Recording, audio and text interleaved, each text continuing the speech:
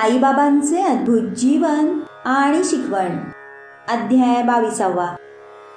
सापाच्या चावण्यापासून सुटका. बाळासाहेब मिरीकर, बापूसाहेब बुटी, अमीर शक्कर, हेमाडपंत. साप मारण्याबद्दल बाबांचे मत. प्रारंभिक. बाबांचे चिंतन कसे करायचे? कोणालाही निसर्गाचे किंवा त्या परब्रह्माचे रूप समजले नाही. वेद किंवा 1000 मुख असलेल्या शेषालाही संपूर्ण वर्णन करता आले नाही. भक्तांनाही कळले नाहीत. ते फक्त प्रभूच्या रूपाकडे पाहतात, कारण त्यांना माहिती आहे की बाबांचे चरण हे त्यांचे आश्रयस्थान आहे. त्यांना जीवनाचे परमोच्च ध्येय साध्य करण्यासाठी पवित्र चरणांचे चिंतन करण्याशिवाय कुठलीही पद्धत माहिती नाही. हेमाडपंत भक्तीचा सोपा मार्ग पुढे सांगत आहेत. प्रत्येक महिन्यात हळूहळू काळोखा पंधरवडा कमी होत जातो. चंद्र सुद्धा काही अंशाने कमी होतो आणि अमावस्येला चंद्र दिसत नाही. म्हणून जेव्हा प्रकाशमान पंधरवडा सुरू होतो तेव्हा लोक चंद्रदर्शनासाठी आसुसलेले असतात. पहिल्या दिवशी चंद्र त्यांना दिसत नाही व दुसऱ्या दिवशी बारीक चंद्राची कोर दिसते. तेव्हा लोकांना ती कोर 2 फांद्यांच्या फटीतून पाहावयास सांगतात आणि जेव्हा ते त्या छिद्रातून चंद्रकोर पाहतात तेव्हा ती त्यांच्या दृष्टीस पडते. त्यासाठी खाली एक उदाहरण दिले आहे. आता बाबांच्या आसनस्थ अवस्थेकडे पहा. किती सुंदर आहे. त्यांचा उजवा पाय डाव्या गुडघ्यावर दुमडलेला आहे. त्यांची डाव्या हाताची बोटे उजव्या पायावर पसरलेली आहेत. उजव्या पायाच्या अंगठ्यापाशी डाव्या हाताची तर्जनी आणि मधले बोट पसरलेले आहे. या बैठकीतून बाबांना हे सुचवायचे आहे की जर तुम्हाला माझे खरे रूप पाहावयाचे असेल तर निरहंकारी म्हणजेच खूप नम्र व्हा आणि माझ्या अंगठ्याच्या छिद्रातून चिंतन करा, म्हणजे तुम्हाला माझ्यातील दिव्य दृष्टी दिसेल. आता आपण बाबांच्या आयुष्याकडे वळू. बाबांच्या वास्तव्यामुळे शिर्डी हे एक तीर्थक्षेत्र बनले होते. सर्व ठिकाणाहून लोकांच्या झुंडीच्या झुंडी येऊ लागल्या आणि श्रीमंत आणि गरीब यांना सारखाच फायदा होऊ लागला.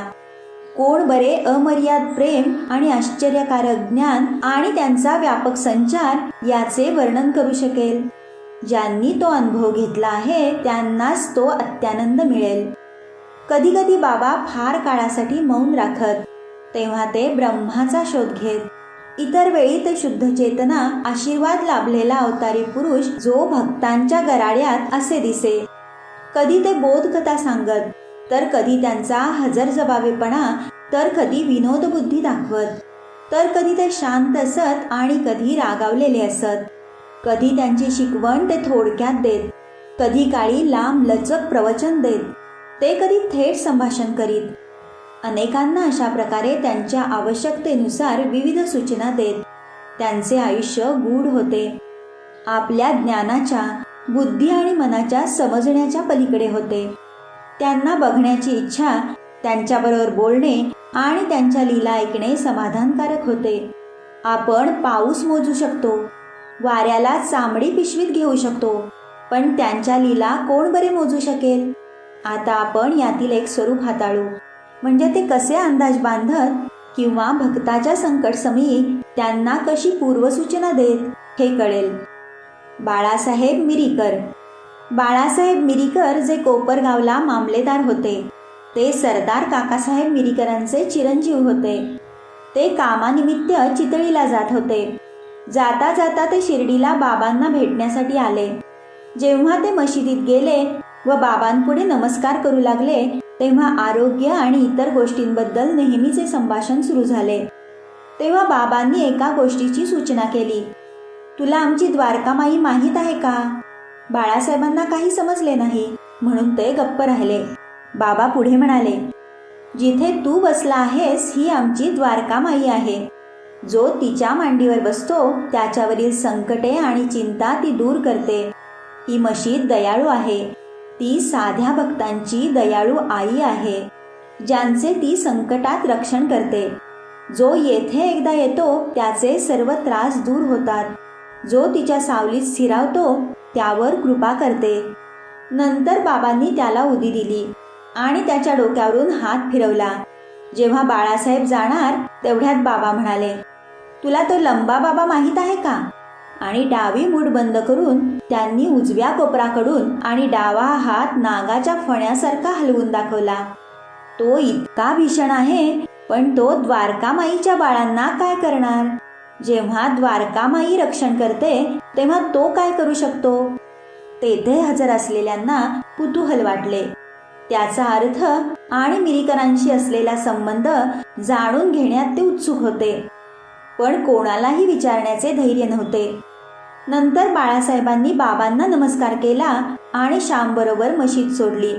बाबांनी श्यामला परत बोलावले आणि त्याला बाळासाहेबांच्या बरोबर चितळीला जाण्यास सांगितले.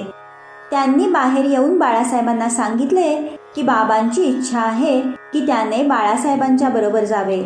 बाळासाहेब म्हणाले, त्याची जरुरी नाही, कारण ते सोयीचे नव्हते. श्यामने बाबांकडे येऊन बाळासाहेबांचा निरोप सांगितला. बाबा म्हणाले, ठीक आहे, जाऊ नकोस.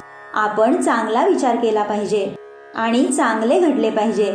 जे विधिलिखित आहे ते घडल्याशिवाय राहत नाही. तोपर्यंत बाळासाहेबांनी त्याचा परत विचार केला आणि त्यांनी श्यामला बोलावले आणि श्यामला त्यांच्याबरोबर येण्यासाठी विचारले. श्याम परत बाबांकडे गेला आणि बाबांचा निरोप घेऊन तो बाळासाहेबांबरोबर टांग्यातून गेला. ते चितळीला रात्री 9ला पोहोचले. मारुतीच्या मंदिरात उतरले. बाळासाहेबांच्या कचेरीतील कर्मचारी त्यांना भेटण्यासाठी आले नाहीत, त्यामुळे मंदिरात त्यांच्या गप्पा गोष्टी चालल्या होत्या. बाळासाहेब चटईवर बसले होते व वर्तमानपत्र वाचत होते. त्यांचे उपरणे त्यांच्या कमरेभोवती गुंडाळलेले होते आणि त्यावर नकळत एक साप येऊन बसला. तो हालचाल करत सुस्कारे टाकत होता. तो आवाज त्यांच्या शिपायाने ऐकला. त्याने कंदील आणला आणि त्या सापाच्या दिशेने तो ओरडू लागला, साप साप. बाळासाहेब घाबरले आणि थरथरू लागले. श्याम सुद्धा सुन्न झाला.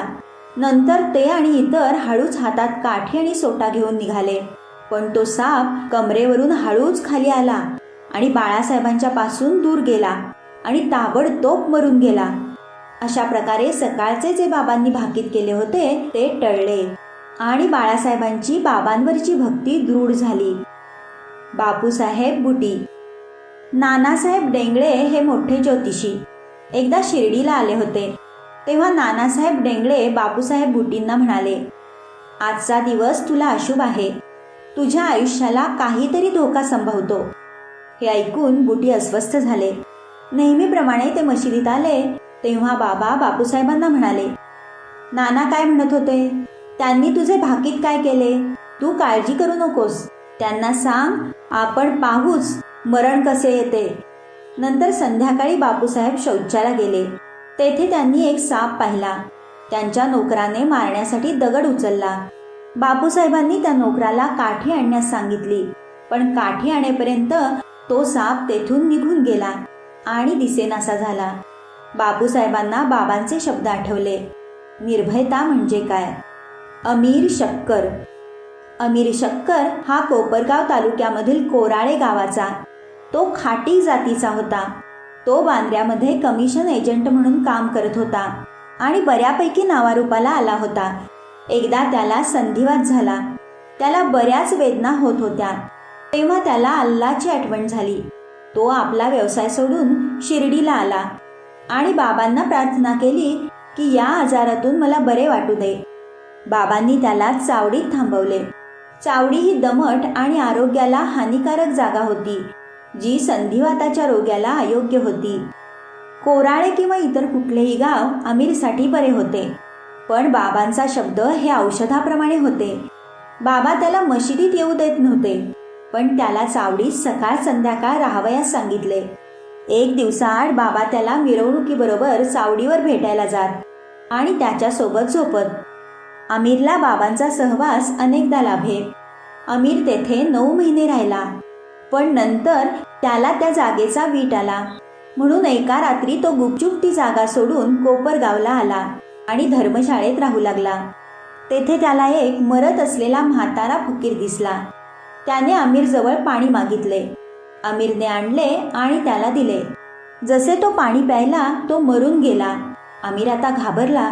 त्याला वाटले जर त्याने अधिकाऱ्यांना सांगितले तर ते आमिरला त्याच्या मरणाबद्दल जबाबदार धरतील, कारण तो त्या प्रसंगाचा पहिला आणि एकमेव साक्षीदार होता. त्याला बाबांच्या परवानगीशिवाय शिर्डी सोडणे या कृतीबद्दल पश्चाताप झाला.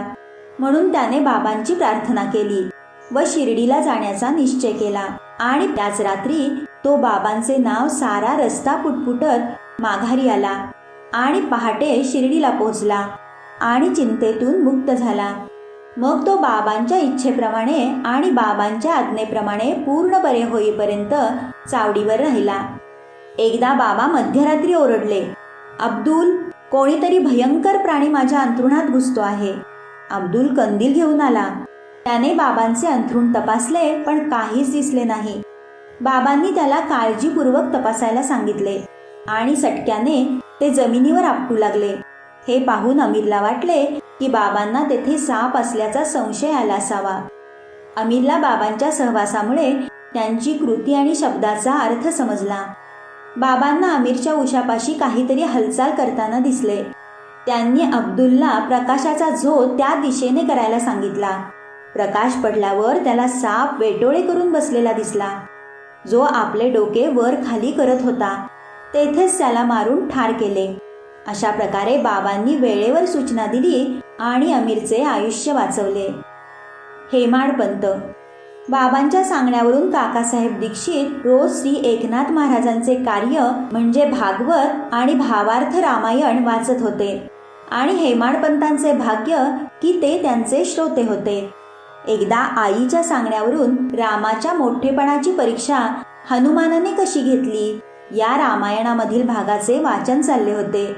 सर्व श्रोते मंत्रमुग्ध होऊन ऐकत होते. हेमाडपंत पण त्यातील एक होते. एक मोठा विंचू उडी मारून हेमाडपंतांच्या खांद्यावरील उपरण्यावर जाऊन बसला. प्रथम तो दिसला नाही, पण देव वाचवतो म्हणतात तसे घडले. ते ऐकण्यात मग्न असताना त्यांची नजर त्यांच्या खांद्याकडे गेली आणि त्यांना तो विंचू दिसला. तो हालचाल न करता शांत होता. जणू काही तो त्या वाचनाचा आनंद घेत होता. देवाच्या कृपेमुळे इतर श्रोत्यांना त्रास न देता त्यांनी धोत्राची 2 टोके दुमडली आणि त्या विंचवाला त्यात बंदिस्त केले व त्यांनी त्याला बाहेर बागेत नेऊन सोडले. दुसऱ्या प्रसंगात काही माणसे काकासाहेब दीक्षितांच्या वाड्यात रात्र होण्यापूर्वी वरच्या मजल्यावर बसली होती. तेव्हा एक साप सरपटत खिडकीच्या भोकातून येऊन वेटोळे करून बसला. उजेड केला गेला. प्रथम त्याचे डोळे दिपले, तरीही तो शांत बसला होता आणि डोक्याची हालचाल करत होता. मग बरीच माणसे काठ्या सोटे घेऊन धावली, पण लोकांचा आवाज ऐकून तो साप फुसकारत भोकातून बाहेर गेला. तेथे उपस्थित असलेल्या लोकांनी सुटकेचा श्वास सोडला. बाबांचे मत. मुक्ताराम नावाचा बाबांचा एक भक्त होता. तो म्हणाला, बरे झाले, तो गरीब प्राणी पळाला. हेमाडपंत त्याला ठामपणे म्हणाले की साप मारला पाहिजे. त्यांच्यामध्ये तेथे मोठी ज्वलंत चर्चा सुरू झाली. जुने लोक म्हणत होते की सापासारखे प्राणी मारले नाही पाहिजेत, तर आधुनिक काळातील मंडळी म्हणत होती की सापाला मारले पाहिजे. जशी रात्र झाली तशी ती चर्चा निर्णय न होता थांबली. दुसऱ्या दिवशी हा प्रश्न बाबांना विचारण्यात आला. तेव्हा बाबांनी निश्चित उत्तर दिले ते असे, देव सर्व प्राणीमात्रांमध्ये असतो, मग ते साप असो किंवा विंचू. जगातील सर्व प्राणीमात्रांचा तो एक मोठा सूत्रधार आहे. त्याच्या मनाविरुद्ध कोणी कोणाचे नुकसान करू शकत नाही. सर्व जग त्याच्यावर अवलंबून असते, कोणी स्वतंत्र नाही. म्हणून आपण सर्व प्राणीमात्रांवर दया आणि प्रेम केले पाहिजे. त्यांना मारण्याचा विचार करू नका आणि शांत रहा. देव सर्वांचा रक्षण करता आहे. श्री साईंना नमस्कार. सर्वांना शांती लाभो.